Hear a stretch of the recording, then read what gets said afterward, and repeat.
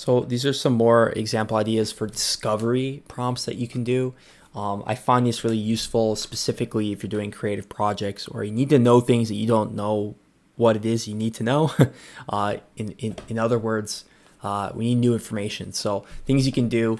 I was doing a film and they wanted a style similar to an SR-71, and I need some similar sort of engineering architecture to that.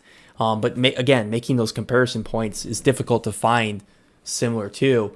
That's a prompt you can give it. Or some other examples here. Tell me some historical events that happened between 1920 and 1940. So that's a specific context, a specific range of time.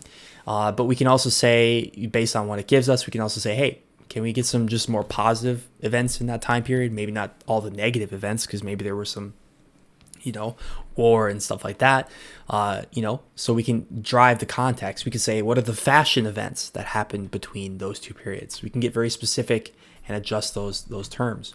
And some other questions that are very practical for life advice. How can we get good education without paying college tuition? Give me 10 clickbait YouTube titles. What are 10 leadership tactics one can use on a student who misbehaves? What are the main technological challenges the Germans had during World War II? Those are all really interesting discovery terms we can do.